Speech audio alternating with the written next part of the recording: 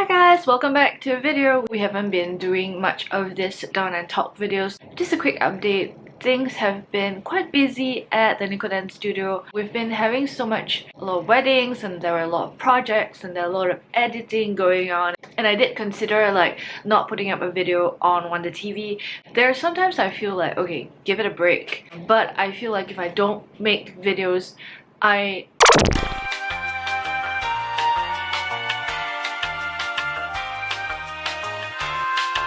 anyway, it's a good break from having to edit my projects and work related stuff. So anyway, blah blah blah blah blah. That is a quick live update. Quite a while back on my Facebook, I asked a question about startups, and a lot of people are thinking about doing a startup and they want to know what is it like. So I thought maybe I could talk a bit more about it and really about the startup process, not from the perspective of people who have already made it and the companies are huge and they're trying to share with you motivational stories about startups.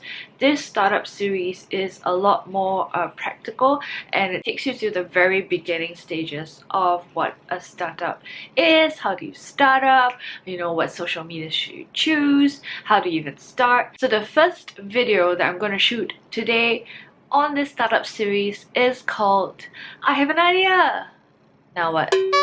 Okay, so at first I wanted to create this really cool backdrop and paint stuff, but ain't nobody got time for that. So anyway, all those are fluff, and one day when I have more time, maybe I will, but for now I don't really have much time, and I think the main meat of the content is really what I'm going to talk about in the video, and that's what I'm going to focus on. We're going to keep everything else simple so that we can continue making videos for Wonder TV in a way that will not make me go crazy with too much work. So let's begin. I have an idea, now what? So many times, you have an idea, you're really excited about it, and you want to kickstart your business. You go from ideation to straight away launching your business, creating your website, building a website, spending money on advertisements, investing all your savings in it, quitting your job, saying bye to your boss, and declaring to all 500 Facebook friends that you have this new business, go check it out, blah blah blah.com, and then you wait. And nothing happens.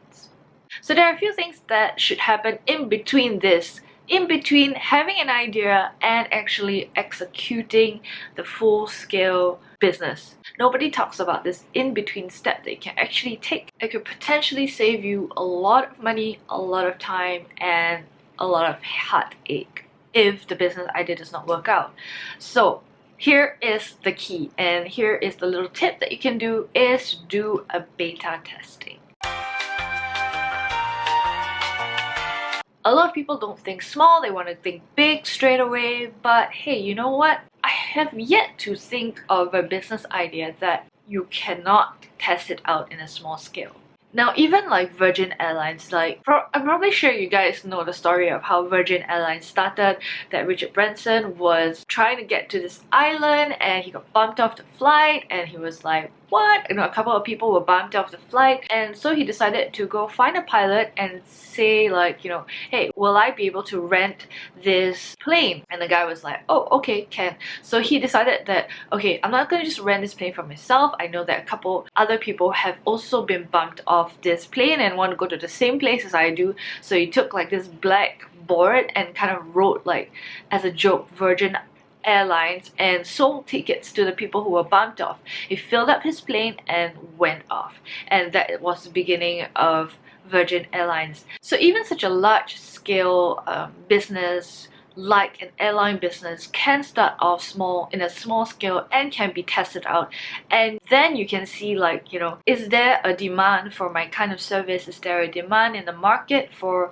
what I'm going to provide? Beta testing is a small risk that doesn't require you to sign away your life on the dotted line immediately. So for example, if you want to start a food business, first thing you can do is to come up with a simple menu, test it out, get people to try it out, and not just your mother who thinks you're a unicorn riding a rainbow kind of thing, everything is delicious, everything is good. Have people that will give you really honest feedback. Maybe for your first round, you give it away free in exchange for feedback. But after a while, you want to test it out and to actually make people pay the full amount that you want to charge to see if they're willing to pay that price when they don't get it for free. There is always a market for free things. If you give away free things, there will always be people who want your free things. But is there a market for people who are willing to pay for your item, pay for your product, pay for your services? Because ultimately, that is the thing that shows that there's actually a demand for your product. It's something that people are willing to part their hard-earned money with. For example, you want to sell a particular type of clothes. Maybe you want to design, let's say, maternity wear, and instead of jumping straight into manufacturing, producing 5 designs and putting in a 5-figure investment to manufacture over 500 pieces, why not have your design go to a local tailor and create the pieces and put it out onto the community that you're trying to sell it to and see their response. Is anyone going to pre-order it? Is anyone interested in buying it? Do people keep asking you, can I have it? When I can buy it? How do I buy it? When are you going to make more? If there are people asking you for it, then that is a very good sign, and you can slowly roll it out one design at a time. You don't have to put in like all your money and then have 500 pieces without even knowing if anyone wants your design, and then after a while you realize that, hey, you know, no one's buying my stuff. I have 500 dresses in my storeroom and it's overflowing. What do I do with this stock? So even though if you're making like 1 or 2 pieces at the local like tailor and it costs a lot of money and your profit margins are not high, but at least it is a small risk that you take before you decide to plunge into a 5-figure debt. Third example I'll give is, for example, you want to be maybe like a fitness instructor or a yoga teacher, for example, and you want to start your own business. You can always start small by going to your community or whoever your friends are and say, hey, you know, I'm thinking of teaching at my place or in a park because it's free rental and you don't have to pay anything. You know, who would be interested in this?